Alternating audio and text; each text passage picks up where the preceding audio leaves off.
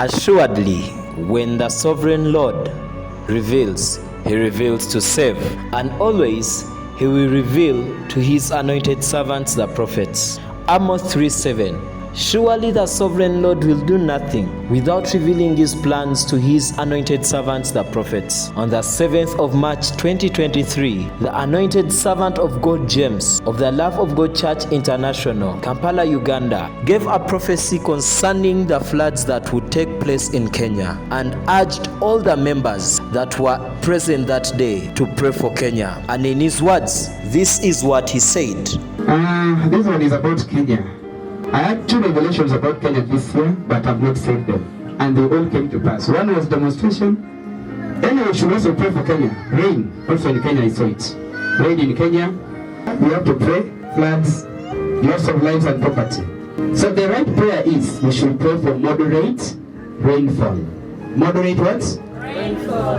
Assuredly, when the sovereign Lord reveals to his anointed servants the prophets, it will surely come to pass. 2 Peter chapter 1 verse 21. For no prophecy ever came by the will of man, but holy men of God spoke as they were moved by the Holy Ghost. After a period of 395 days, ever since the anointed servant of God James of the Love of God Church International, Kampala, Uganda, gave the prophecy concerning the floods in Kenya, on the 1st of May 2024, news within the Republic of Kenya reported that 179 people had lost their lives due to the floods. Let's watch and listen to what the confirmation of the prophecy says. And welcome to the broadcast. Our sign language interpreter tonight is Yulan Zali. We'll begin with the floods. And 10 more people lost their lives overnight to raise the death toll from the ongoing floods to 179. The government announcing the closure of several highways as intense overnight rains piled on to the flooding crisis in the country. 14 tourist camps in the Masai Mara have been submerged, and scores of tourists left trapped in the ongoing flooding that continues to affect a large part of the country. Brenda Wanga begins our broadcast tonight on the unfolding crisis across nearly all counties in the country. River Lake that flows through parts of the reserve broke its banks, spreading its waters across the tourist camps and trapping tens of visitors in these camps. In some of the camps, the tents have been swept away, while the key Mara Bridge linking the Mara Triangle and the Greater Mara has been washed away. While the search and rescue team tries to ensure that all trapped in the Mara are moved to safety, the death toll from the flood-related incidents rose to 179.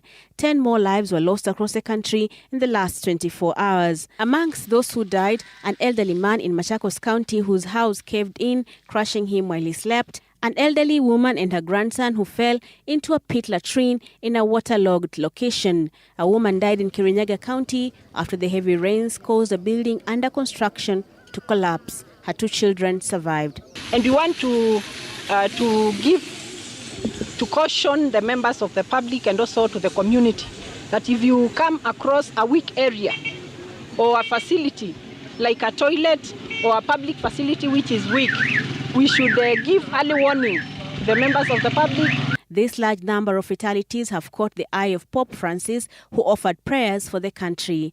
The rains are predicted to continue this month and are set to be felt tomorrow in the central Kenya counties of Nyandarua, Laikipia, Nyeri, Kirinyaga, Murang'a and Kiambu. The capital, Nairobi, Meru, Tharaka Nithi will also continue to experience heavy rains, and so will the regions west of the country and in the Lake Basin region, including Kakamega, West Pokot, amongst others. The eastern parts of the country, Machakos, Kitui, as well as the northern counties like Marsabit, Mandera, Wajir, Garissa and Isiolo should prepare for heavy rains tomorrow. Floods and landslide-prone areas have also been put on high alert as rains continue to pound these regions. As the rains and the attendant dangers continue to impact the country, the government is scaling up its intervention in both search and rescue as well as humanitarian aid. In Tana River, the search for the bodies of those who disappeared in the boat capsize incident on Sunday afternoon got a boost with the arrival of military personnel to assist in the recovery of the boats and to ease the transportation challenges. The government has announced the closure of the Kedong-Suswa Road due to heavy siltation and the Ewasongiro-Nasurura Road at the Oldonyo-Orasha River crossing caused by the overtopping of the vented drift as a result of the ongoing heavy rains. Brenda Wanga, Citizen TV. All right, Brenda, thanks so much for that. Now, overnight rains that pounded the capital city on Tuesday have left a trail of destruction across the city.